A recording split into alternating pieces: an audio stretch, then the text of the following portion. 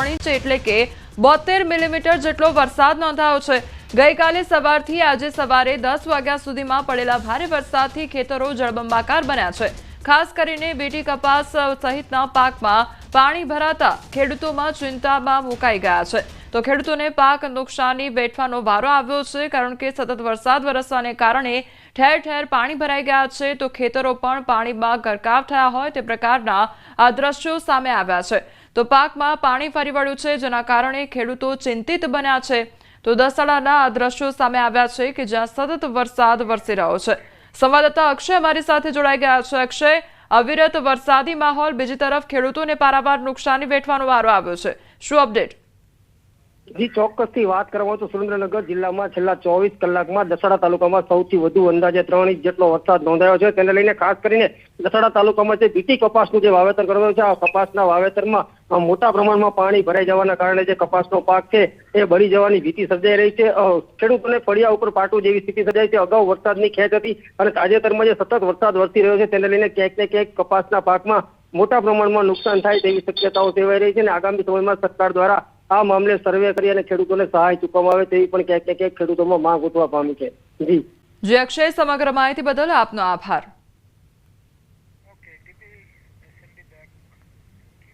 સુરેન્દ્રનગર જિલ્લામાં સાર્વત્રિક મેઘમહેર જોવા મળી રહી છે, ત્યારે જિલ્લાના 10માંથી 9 તાલુકામાં અડધાથી લઈ 1 ઇંચ વરસાદ ખાબક્યો છે। જિલ્લામાં સૌથી વધુ ચોટીલા તાલુકામાં 4 કલાકમાં 42 મિલીમીટર વરસાદ વરસ્યો છે।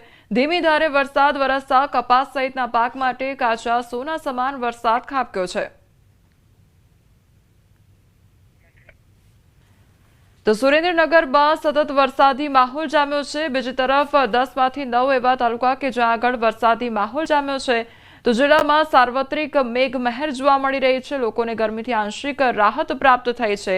તો બીજી તરફ સોના જેવો વરસાદ ખાબક્યો હોય તે પ્રકારનું ખેડૂતોનું અનુમાન છે અને ધીમી ધારે વરસાદ વરસતા કપાસ સહિતના પાક માટે કાચા સોના સમાન આ વરસાદ સાબિત થઈ શકે છે। તો સુરેન્દ્રનગરમાં ધીમી ધારે વરસાદનું આગમન થયું છે।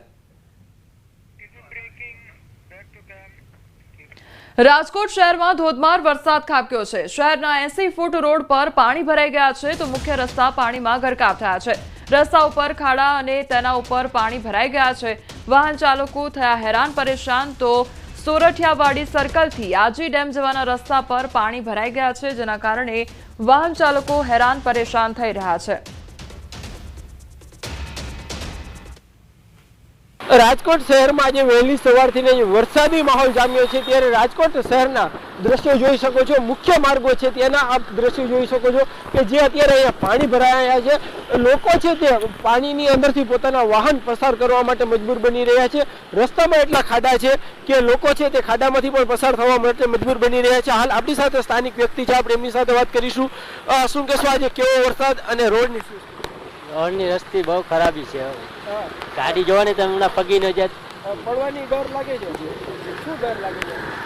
ગાડી ક્યારે સ્લીપ થઈ જાય, ક્યારે ઓલો થઈ જાય, આકાશમાં થઈ જાય, એના જેવું છે। પાણી ભરાણા છે, શું સ્થિતિ છે? પાણી ભરાણે બહુ પરિસ્થિતિ છે।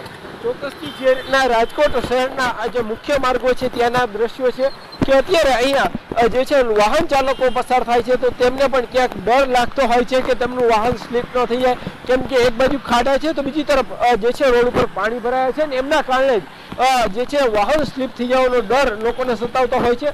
આજે વહેલી સવારથી જ રાજકોટ શહેર ઉપરાંત જે છે જિલ્લાના અલગ અલગ ગ્રામ્ય વિસ્તારોમાં વરસાદી માહોલ જામ્યો છે, ત્યારે શહેરના લોકો છે ક્યાંક વરસાદથી ખુશ છે તો બીજી તરફ તંત્રની બેદરકારીના કારણે જે છે નિરાશ જોવા મળી રહ્યા છે। હાર્દિક જોશી, ન્યૂઝ 18 ગુજરાતી, રાજકોટ। રાજકોટમાં રાત્રે પડેલા ધીમી ધારે વરસાદથી શહેરમાં પાણી ભરાઈ ગયા છે, પરંતુ કેટલીક જગ્યાએ પાણી ભરાવાની સમસ્યા સર્જાઈ છે। લીલોડી વોકડી વિસ્તારમાં વરસાદના પાણી ભરાતા એક છકડો રિક્ષા ખાડામાં ફસાઈ ગઈ હતી। સ્થળ પર હાજર લોકોએ રિક્ષાને બહાર કાઢવાની જહેમત ઉઠાવી। ડ્રેનેજ વ્યવસ્થાને લઈ ફરી ગંભીર સવાલો ઉઠ્યા છે। તો સતત વરસાદ વરસવાને કારણે ઠેર ઠેર રોડ રસ્તા પર પાણી ભરાઈ ગયા છે। તો બીજી તરફ જે છકડો રિક્ષા હતી તે ખાડામાં ખાબકી હતી અને ત્યારબાદ જે આસપાસના લોકો હતા તેમના દ્વારા ભારે જહેમત બાદ તેને બહાર કાઢવામાં આવ્યો હતો।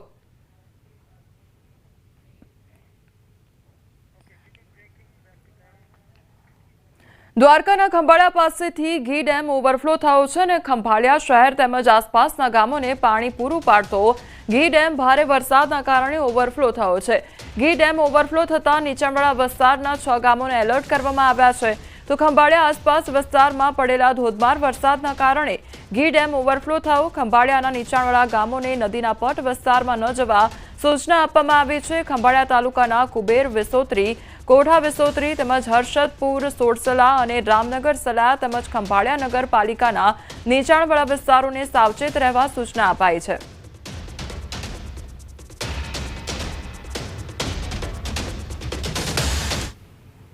ઘી ડેમ ઓવરફ્લો થયેલ છે અને ઓવરફ્લોની ઊંડાઈ 3 થી 4 સેન્ટીમીટર જેટલી છે. જે ઓવરફ્લોના લીધે આપણે નીચવાસના ગામો, ખંભાળિયા ડેમ, ઘી ડેમના નજીક નીચવાસના ગામોને આપણે સૂચના આપવામાં આવેલ છે કે નદીના પટમાં ઓવરજવર ન કરવી અને માલઢોરને ત્યાંથી પટમાંથી ના લઈ જવા. નીચવાસના ગામો છે હર્ષદપુર, રામનગર, સોડસલા, કબર વિસોત્રી, કોઠા વિસોત્રી, રામનગર અને ખંભાળિયા નગરપાલિકાના વિસ્તાર અને સલાયા નગરપાલિકા વિસ્તારને આપણે જાણ કરેલી છે.